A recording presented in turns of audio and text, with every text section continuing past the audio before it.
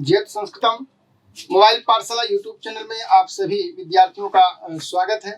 मैं अमित मिश्रा आज आपके लिए लेकर आया हूं एक महत्वपूर्ण चैप्टर जो आपके यूपी टेट, सुपर टेट और अन्य राज्य से संबंधित यदि आप टेट की परीक्षा दे रहे हैं और संस्कृत विषय को आपने चुना है तो आपके लिए यह लेक्चर बहुत ही महत्वपूर्ण होने वाला है। सर्वनाम शब्द का रूप हम लोग आज पढ़ेंगे। यह है सर्वनाम शब्द। सर्वनाम का मतलब क्या हुआ? सर्वनाम का मतलब होता है सबका नाम। सर्व का मतलब हुआ सर्व का मतलब हुआ सब, और नाम का मतलब होता है नाम यानी संज्ञा, यानी जो सबकी संज्ञाएं हो, जो सबका नाम हो। यानी आप, मैं अपने लिए, मैं का प्रयोग मैं अपने लिए करता हूं, हम दोनों, हम सब, ठीक है ना, ये सभी लोग कहते हैं। तुम दोनों, तुम सब, ये सभी लोग कहते हैं, ठीक है ना। वह, वे दोनों, वे सब, ये सभी लोग कहते हैं, ये सबका नाम होता है। तो इसीलिए इसको कहा गया सर्वनाम रूप। तो सर्वनाम रूप में आज हम लोग पढ़ेंगे अस्मद शब्द का रूप, इसके बाद फिर युष्मद का रूप, इसके बाद तत् का रूप, ठीक है। अस्मद का मतलब होता है मैं, युष्मद का मतलब होता है तुम, और तत् का मतलब होता है वह, ठीक है ना। तो आइए शुरुआत करते हैं अस्मद शब्द का रूप, जो आपकी परीक्षा में बहुत बार परीक्षाओं में पूछे जाते हैं, यहाँ से प्रश्न। तो आइए शुरुआत करते हैं अस्मद का रूप। अस्मद का मतलब होता है मैं, ठीक है ना, मैं।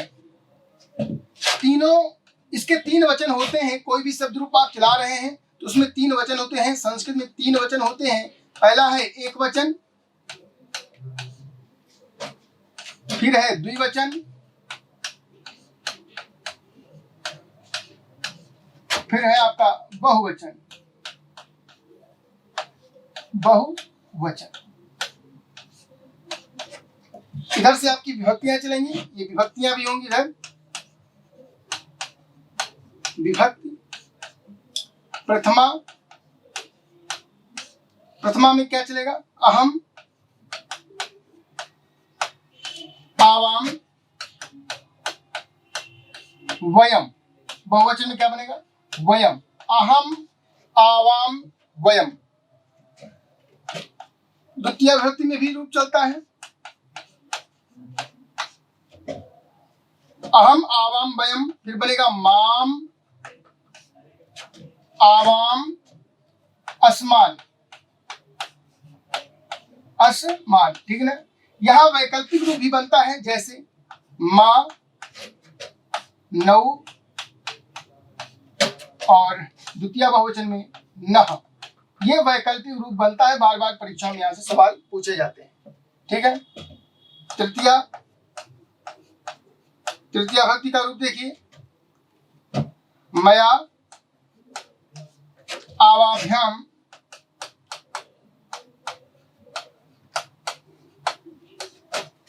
अस्माभिः।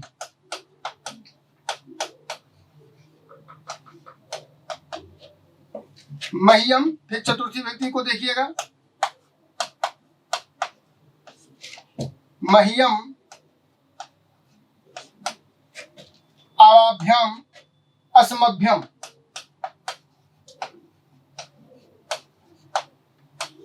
चतुर्थी विभक्ति में भी वैकल्पिक रूप बनता है, जैसे में, नौ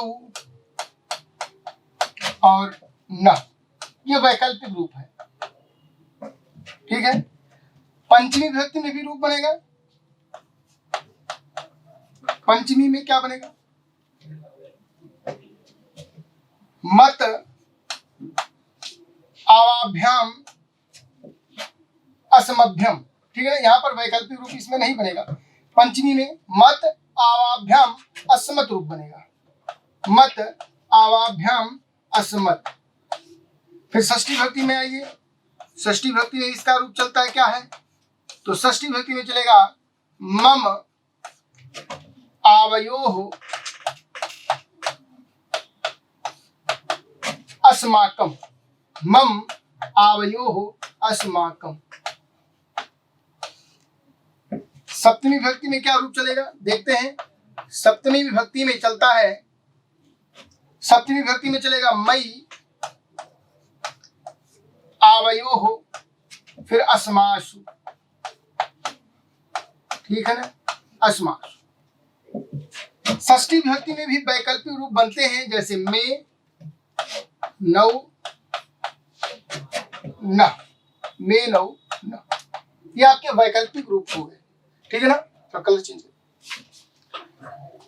अहम आवाम वयम, माम आवाम अस्मान, मया आवाभ्याम अस्माभिः,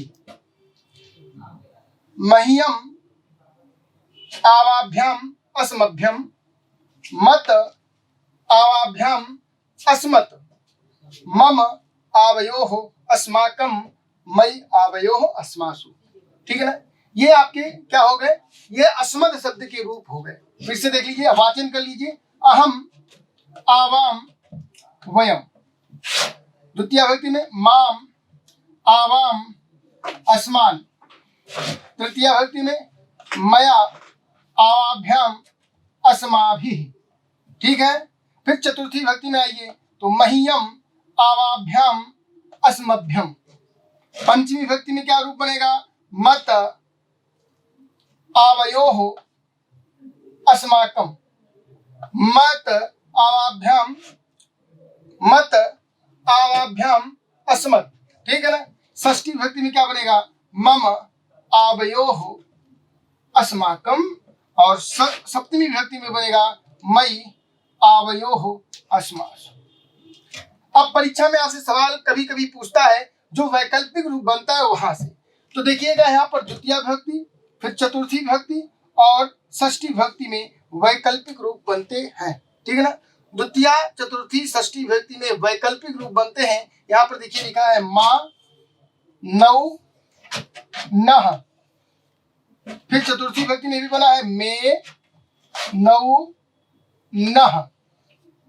ठीक है, षष्ठी विभक्ति में भी वैकल्पिक रूप बना है, देख लीजिएगा मे नौ नह, ये वैकल्पिक रूप हो गया। ठीक है ना, यहाँ से बार बार परीक्षाओं में सवाल पूछे जाते हैं। जैसे परीक्षा में आपसे सवाल पूछ लिया कि अस्मद शब्द का द्वितीय विभक्ति बहुवचन में क्या रूप बनेगा, तो आपका जवाब होगा अस्मान। और यदि विकल्प में अस्मान नहीं दिया है और नह दिया है तो आपका सही जवाब होगा नह। ठीक है ना, एक बार फिर से वाचन आप कर लीजिएगा। देखिएगा, इस प्रकार से वाचन करते हैं एक वचनांत का केवल। ठीक है ना, चार चार का समूह बनाते हैं, आपको याद हो जाएगा बहुत जल्दी। अच्छा, अस्मद शब्द में किसका अभाव होता है, तो अस्मद शब्द में संबोधन नहीं होता है। क्या नहीं होता है, संबोधन नहीं होता है। सबसे बड़ी बात इसमें संबोधन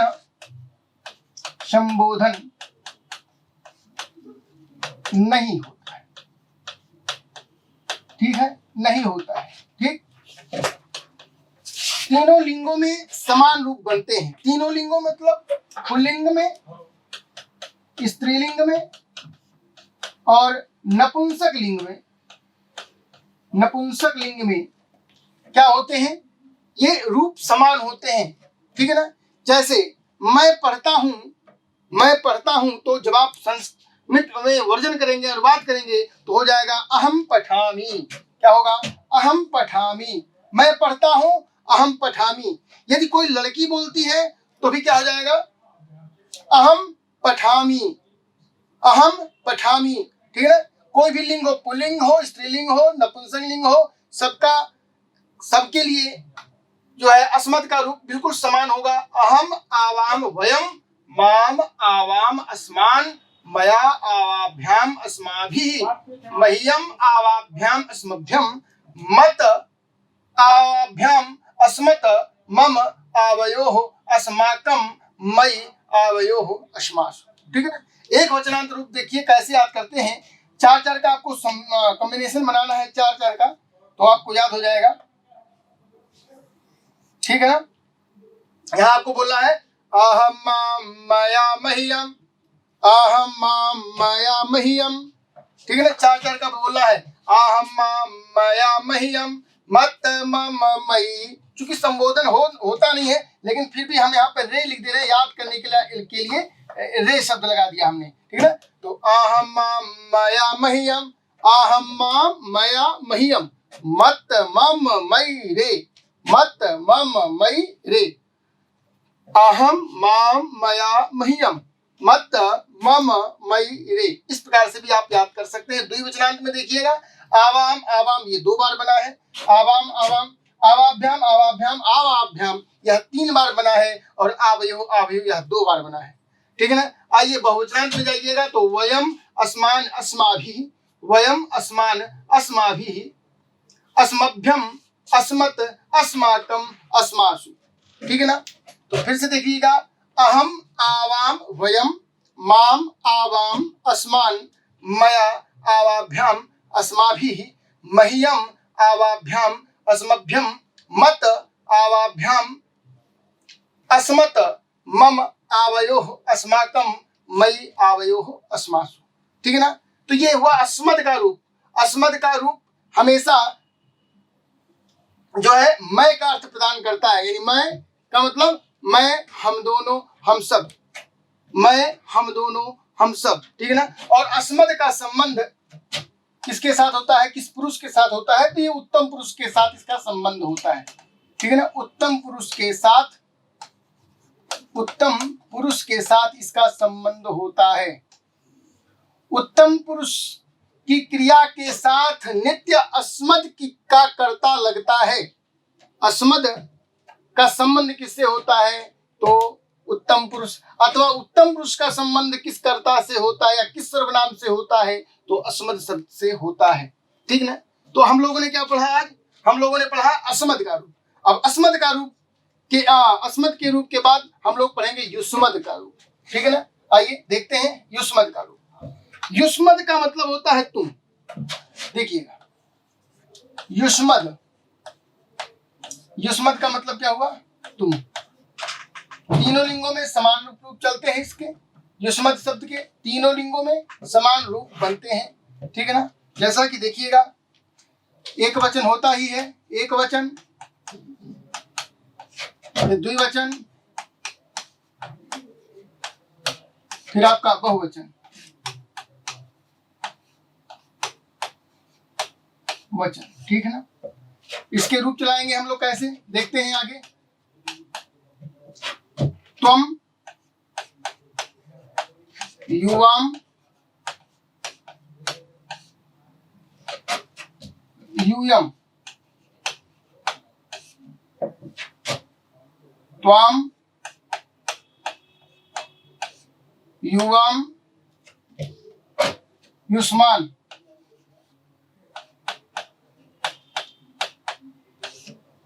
त्वया, युवाभ्याम,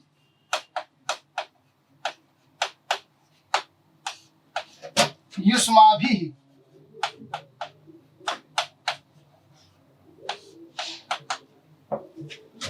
फिर बनेगा क्या, तुभ्यम, युवाभ्याम, युष्मभ्यम,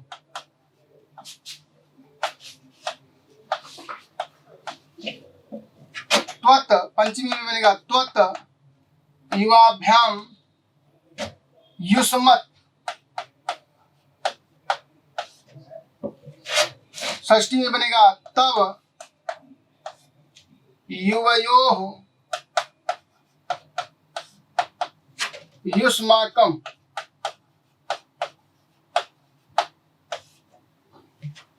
और सप्तमी में बनेगा त्वयि, युवयोः, युष्माशु। ठीक है ना। यहां पर देखिएगा, ये प्रथमा विभक्ति का हो गया, प्रथमा विभक्ति, ये आपका द्वितीय विभक्ति, ये आपका तृतीय विभक्ति, फिर आपका चतुर्थी विभक्ति, पंचमी विभक्ति, षष्ठी विभक्ति, फिर आपका हो गया आपका सप्तमी विभक्ति। सप्तमी विभक्ति संबोधन नहीं होता है यहाँ पे, क्या नहीं होता, संबोधन नहीं होता है। और फिर देखिएगा, द्वितीय विभक्ति में, चतुर्थी विभक्ति में और षष्ठी विभक्ति में वैकल्पिक रूप बनते हैं। ठीक है ना। क्या बनते हैं, कुछ वैकल्पिक रूप बनते हैं। ठीक है। तो देखते हैं वैकल्पिक रूप में क्या बनता है। वैकल्पिक रूप में बनेगा त्वा,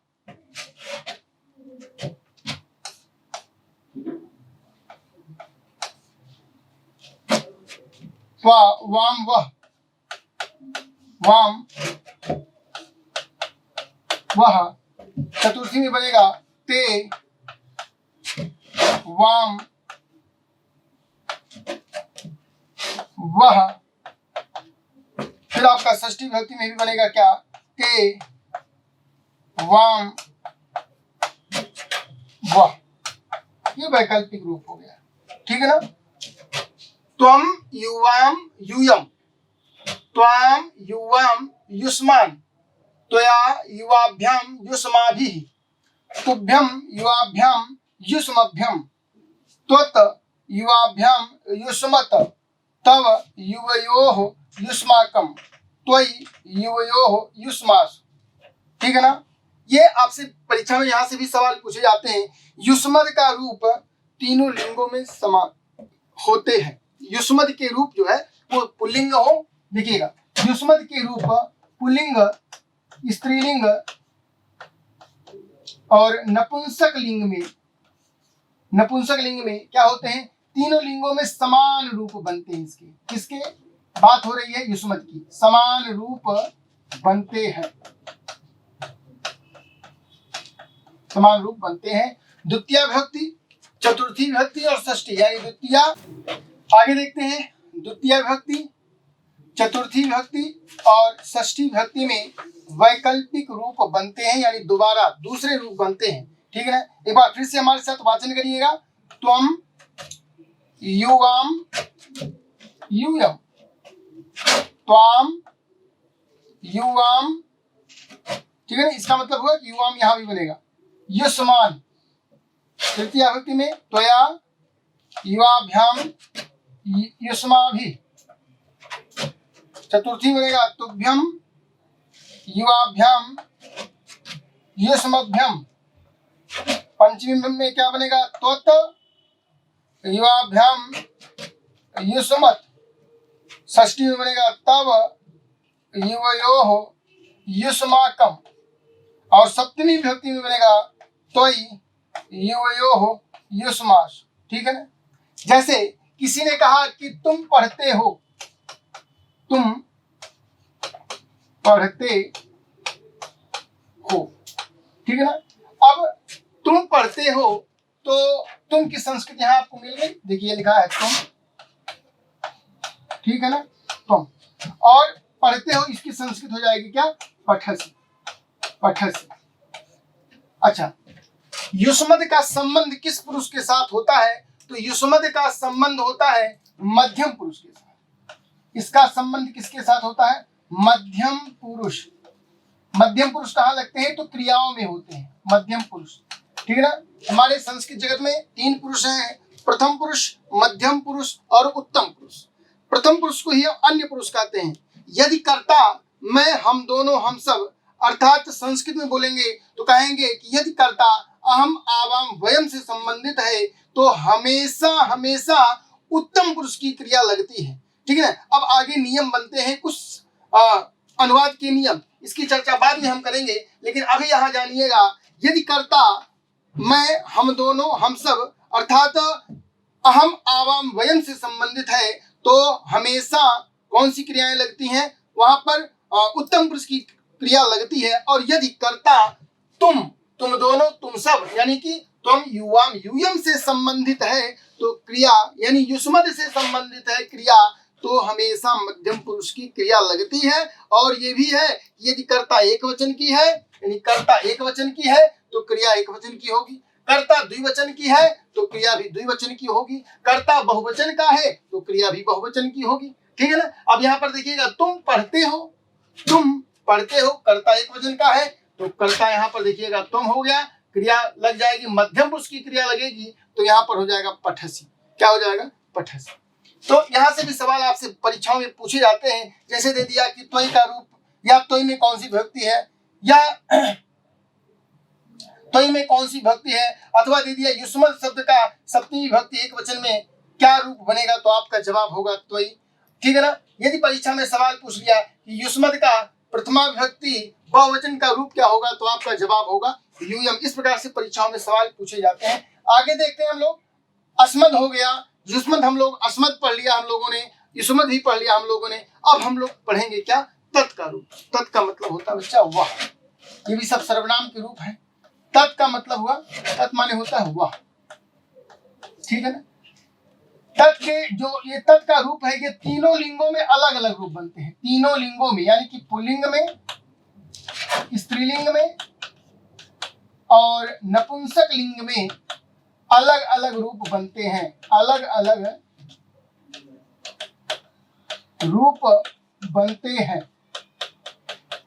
ठीक है ना, बनते हैं। तीनों रूपों को देखते हैं हम लोग, और इनका संबंध यानी तत् का रूप यानी तत् का संबंध किसके साथ होता है, तो तत् का संबंध किस पुरुष के साथ होता है, तो प्रथम पुरुष के साथ होता है इसका संबंध। प्रथम पुरुष को ही हम क्या कहते हैं, अन्य पुरुष भी कहते हैं, अन्य पुरुष, ठीक है। तो प्रथम पुरुष को ही हम लोग क्या कहते हैं, अन्य पुरुष कहते हैं। अब देखते हैं तत् का रूप पुल्लिंग के समान, यानी पुल्लिंग में कैसे रूप बनेंगे, पुल्लिंग में, ठीक है ना। तो पुल्लिंग वाला रूप देखते हैं हम लोग। पुल्लिंग में चलेगा शह, तौ, ते, तम, तौ, तान, तेन, ताभ्याम,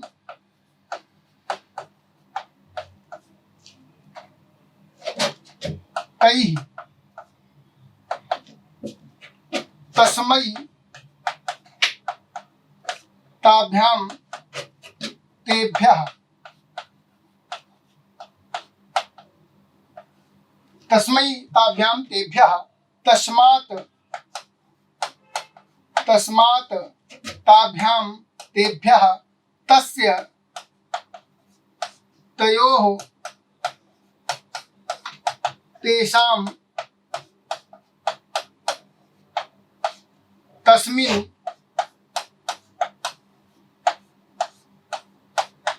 तयोः, तेषु। ये पुल्लिंग का रूप है, यानी पुल्लिंग तत् का रूप है।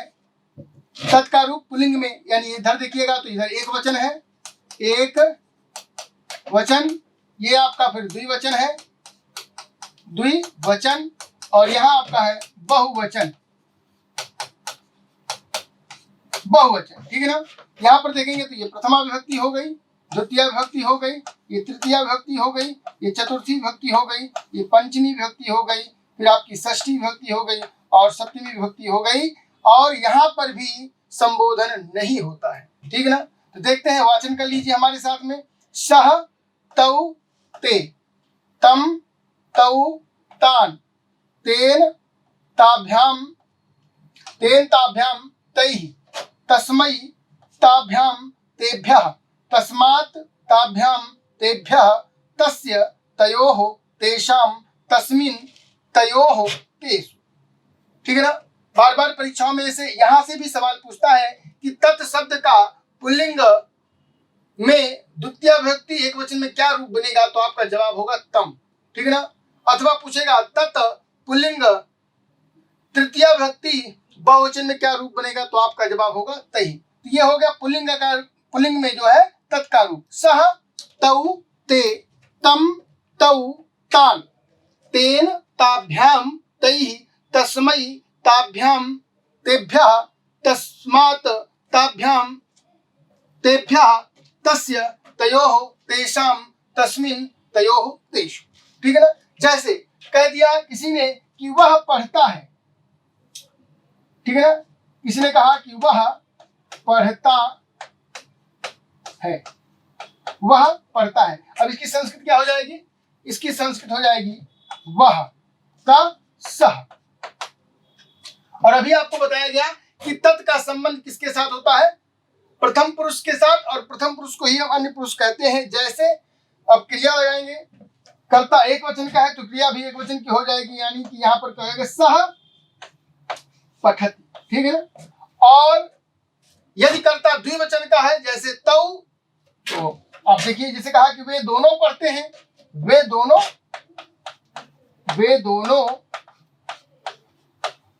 पढ़ते हैं। अब इसकी संस्कृत बनाना होगा तो हमें सर्वनाम के पास जाना होगा, और सर्वनाम पुल्लिंग में देखिएगा कौन, पुल्लिंग में बनेगा तौ, वे दोनों की संस्कृति क्या हो जाएगी?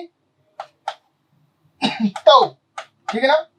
अब कर्ता यदि एक वचन का है तो क्रिया भी एक वचन की होगी, कर्ता यदि द्विवचन का है तो क्रिया भी द्विवचन की होगी। अब पठत के बाद पठता हो गया, ठीक है ना, तौ पठतः, ठीक है ना। जैसे किसी लड़की ने कह दिया तो उसका रूप अलग बनेगा, ठीक है ना। तो यहाँ पर ये पुल्लिंग का रूप है, कर्ता यदि पुल्लिंग में है यानी वह, वे, दोनों, वे सब, तो इनके रूप इस प्रकार चलेंगे यानी तत् का रूप पुल्लिंग में चल रहा है। शह तौ ते, तम तौ तान, तेन ताभ्याम तैः, तस्मै ताभ्याम तेभ्यः, तस्मात् ताभ्याम तेभ्यः, तस्य तयोः तेषां, तस्मिन् तयोः तेषु। आगे देखते हैं तत् का रूप स्त्रीलिंग में। तत् माने अभी आपको बताया गया वह। अब स्त्रीलिंग रूप कैसे बनेंगे देखते हैं स्त्रीलिंग में, ठीक है ना। तो बनेगा सा ते ताः, ताम ते ताः, तया ताभ्याम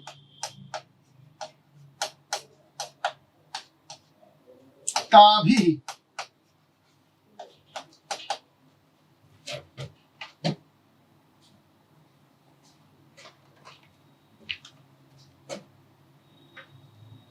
सा ते ताः, ताम ते ताः, तया ताभ्याम ताभि। फिर बनेगा तस्यै, चतुर्थी विभक्ति में, तस्यै ताभ्याम ताभ्यः, तस्याः, शा, फिर से देखते हैं, सा ते ताः, ताम ते ताः, तया ताभ्याम ताभि, तस्यै ताभ्याम ताभ्यः। फिर बनेगा तस्याः ताभ्याम ताभ्यः, तस्याः, फिर बनेगा तास्याः, तयोः तासाम,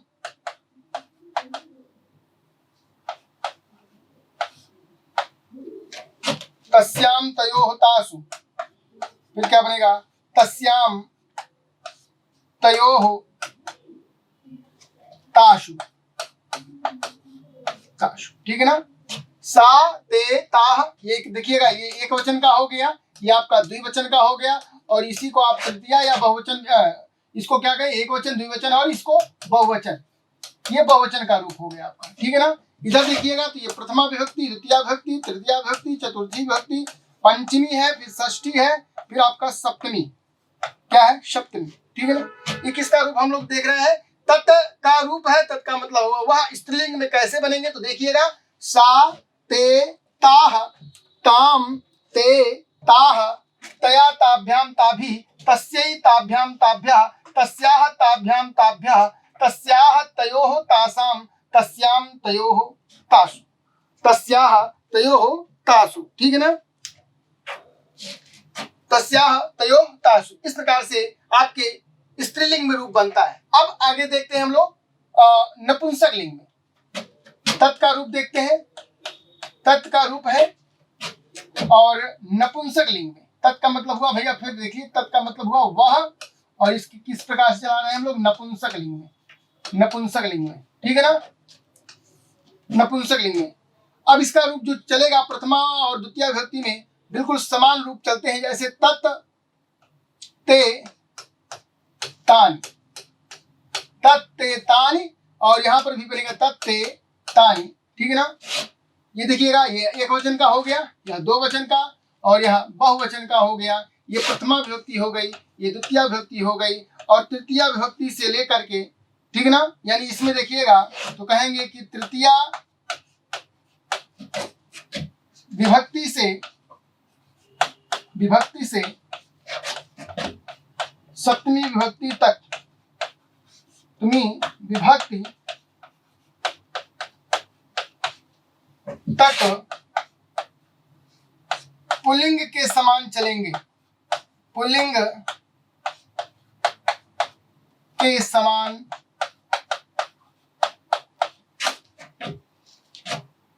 तत् के रूप चलेंगे, ठीक है ना।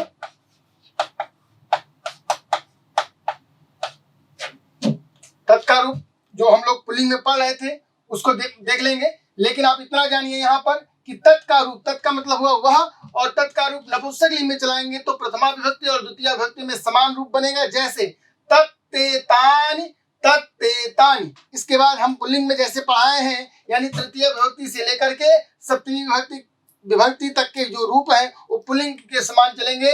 तत्तेतानि तत्तेतानि तेन ताभ्याम तैहि तस्मै ताभ्याम तेभ्यः तस्मात् ताभ्याम तेभ्यः तस्य तयोः तेषाम तस्मिन् तयोः तेषु। तो ये आज हम लोगों ने अस्मत् का रूप, युष्मत् का रूप, तत् का रूप, ठीक है ना, और तत् का भी हम लोगों ने तीनों लिंगों में यानी कि पुल्लिंग, स्त्रीलिंग, नपुंसक लिंग में रूप पढ़ लिया, ठीक है ना।